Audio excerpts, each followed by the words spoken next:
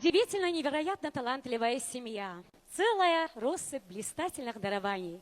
Бабушка Ниар-ханум блистала сестрами на петербургской театральной сцене, удивляя и восхищая столичную публику. Отец Акашим – прекрасный хореограф, певец, педагог. Мать Патимат – исполнительница народных песен. Сестры, дяди, тети – все они подарили Дагестану радость и восторг, удивляя и восхищая своим невероятным разносторонним талантом, красотой и добрым нравом. Песни Татама Мурадова звучат и сегодня. Одна из них прозвучит в исполнении заслуженного артиста Республики Дагестан Латифа Шаипова. Bir suyemem bu gölge aylanma, dile uçup ezbunen boynuma. Bir geleni kendime gele baylama, tanacaklar olup seni de boynuma. Oylar bana tolkun tolkun ağılıp İşte süyüp tavozenle taşıma. Senesine düşkün sayın sağınıp oylay dursam ne de gelir başıma.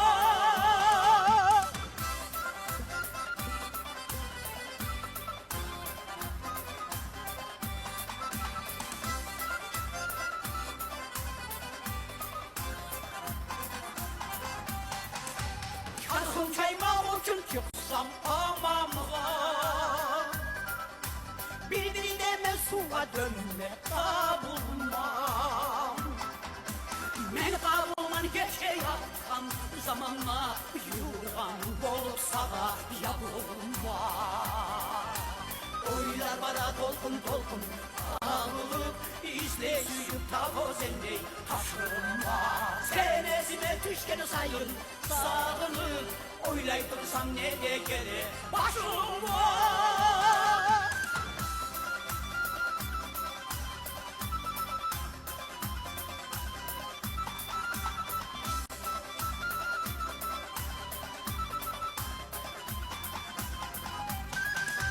Bir su yemem aşk aşıkta ayılamam. Her gün beni yerine sen erkenli. Bir su yemem belbal olup baylanıp içlerimi arıkılıp etenli. Oylar bana tolkun tolkun ağılıp İşle süyüp tavozenle taşıma. Senesine düşkün sayın sağınıp oylay dursam ne de gelir başıma.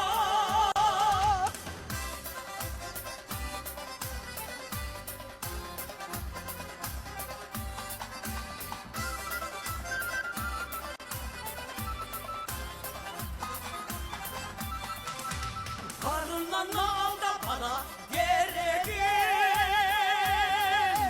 Tereddütten dizim basıp oturma.